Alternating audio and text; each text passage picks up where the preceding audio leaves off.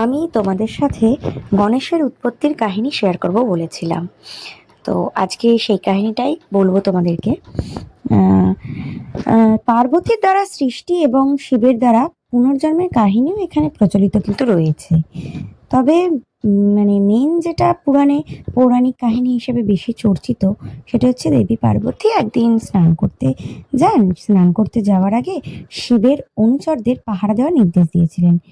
উম, যখন শিব সেখানে আসেন তখন মাতা পার্বতী স্নান করছিলেন।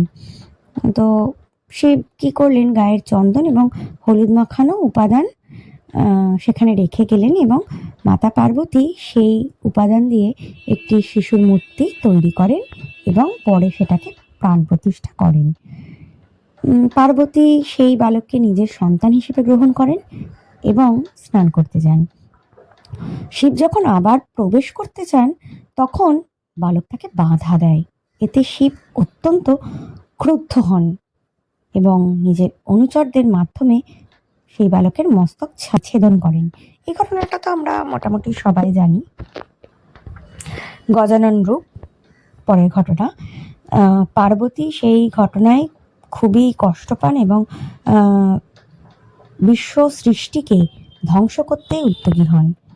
পার্বতীকে শান্ত করতে শিব তখন তার অনুচরদের আদেশ দেন যে তোমরা জঙ্গলে যাও এবং উত্তর দিকে মুখ করে যে কোনো যে কোনো পশু হোক, শিশু হোক, কারোর মাথা তোমরা নিয়ে আসো।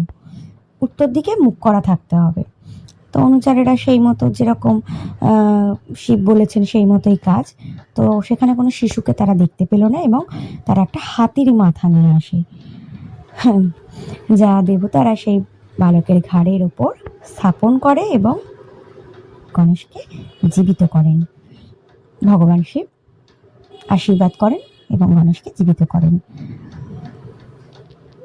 পদ্মপুরাণ অনুযায়ী হরপার্বতীর ঐরাবতীর বেশে বনে বিহার করেছিলেন এবং তাদের মিলনের ফলেই গজমুণ্ড গণেশের জন্ম হয়। এটা আর একটা মতবিরোধ রয়েছে, আর একটা কাহিনী পদ্মপুরাণে যেটা উল্লেখ রয়েছে। এবার গণেশ নামের অর্থ গণ অর্থাৎ গোষ্ঠী বা সমষ্টি, ঈশ মানে ঈশ্বর বা প্রভু, গোষ্ঠী, সমষ্টি আর ঈশ্বর প্রভু, সেই হচ্ছে গণপতি। গণেশের জ্ঞান, বুদ্ধি এবং বাধা দূরকারী দেবতা হিসেবে গণেশকে সবার আগে পুজো করা হয়। শিবই সেই বরদান দিয়েছিলেন। ভিডিওটা যদি ইন্টারেস্টিং লাগে তাহলে লাইক করবেন, অন্যকে দেখার সুযোগ করে দেবেন শেয়ার করে, কমেন্টে জানাবেন কেমন লাগলো। নতুন ভিডিও নিয়ে খুব শিগগিরই হাজির হচ্ছি। ভালো থাকবেন সকলে। জয় গণেশজি।